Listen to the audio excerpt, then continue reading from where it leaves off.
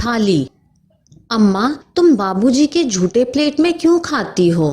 तुम बाबूजी के साथ ही एक ही थाली में खा लिया करो, परंतु उनकी छोड़ी हुई झूठन तो ना खाओ।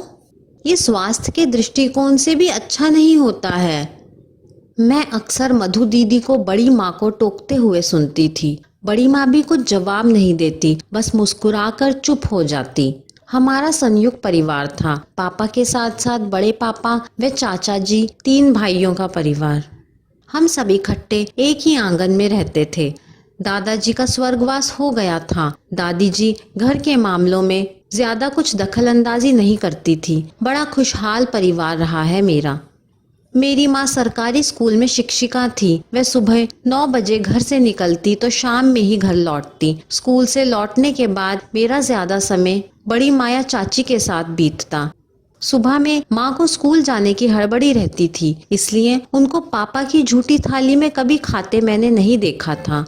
दीदी के टोकने के कारण अक्सर बड़ी माँ को बड़े पापा की झूठी थाली में खाते देखना एक आदत सी बन गई थी। तब मैं छोटी थी, इसका मतलब ज्यादा कुछ समझ नहीं आता था। दीदी लगभग हर 2-4 दिन पर बड़ी माँ को टोक ही देती। तुम्हें झूठी थाली में खाना कैसे भाता है? तुम ऐसा क्यों करती हो अम्मा?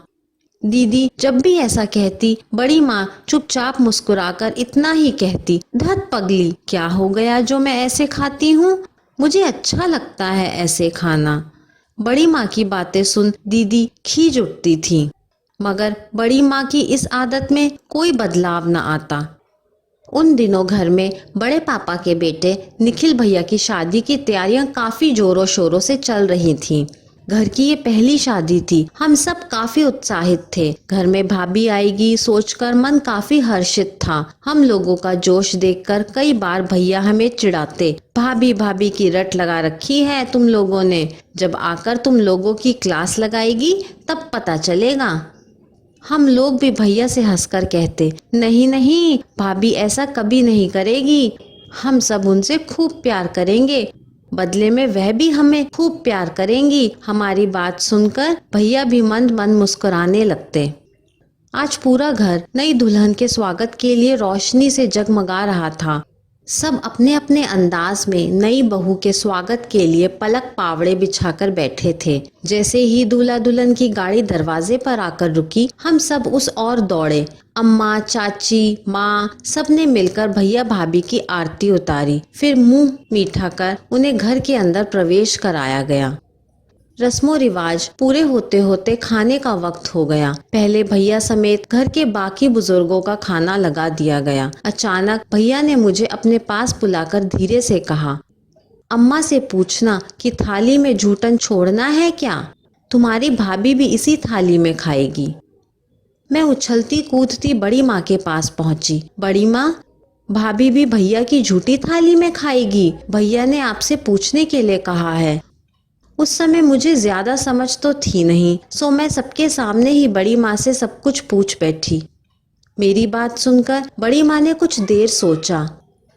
नहीं नहीं, उसे बोलो खाकर उठ जाए, बहू झूठी थाली में नहीं खाएगी। बड़ी माँ ने भाभी की ओर देखते हुए कहा। भाभी के चेहरे को पढ़ने के लिए तो मैं उस वक्त बहुत छोटी थी, मगर दीदी का जोर से खिलखिलाना मुझे आज भी याद है। वेरी गुड अम्मा, उन्होंने बड़ी माँ से कहा। बड़ी माँ कुछ देर के लिए शांत हो गईं। फिर उन्होंने गंभीर स्वर में कहा, मैं भी इसी तरह नई नवेली दुल्हन के रूप में इस घर में आई थी। मेरा भी बड़ा भव्य स्वागत हुआ था। हंसी ठिठोली के बीच घिरी मैं लजाई सकुचाई सी बैठी थी। अचानक दादी सास की आवाज मेरे कानों में पड़ी, लल्ला को जाकर कह दे जरा थाली में बहुरिया के लिए जूठन याद से छोड़ देगा। बहुरिया जूठन खाएगी तब उनका आपसी प्यार बढ़ेगा। दादी सास मेरी सासू माँ से कह रही थी। तब सासू माँ ने भी कुछ नहीं कहा था। सासू माँ कहती भी तो क्या, उन्हें भी मैंने ससुर जी की झूठी थाली में खाते देखा था। कई बार जब थाली ज्यादा सूख जाती, उसमें मेरा खाने का मन नहीं करता था, परंतु सबकी घूरती नजरों के कारण मन मारकर उसी तरह मुझे खाना पड़ता। सच कहूँ तो अब एक आदत सी बन गई है, अगर उनकी थाली में ना खाऊं तो मेरा पेट ही नहीं भरता। कहते हुए बड़ी माँ की आंखें भर आईं। उनकी बात सुनकर दीदी ने कहा, मैं हमेशा से चाहती थी कि तुम्हें बार बार टोककर तुम्हारी इस कुरीति को हरा दूं, पर आज ये निर्णय लेकर तुमने खुद इस पर जीत पा ली है अम्मा। ये कहानी आपको कैसी लगी मुझे कमेंट करके ज़रूर बताइए। कहानी पसंद आई हो तो लाइक, शेयर और चैनल को सब्सक्राइब करना ना भूलें। कहानी सुनने के लिए आपका बहुत बहुत धन्यवाद।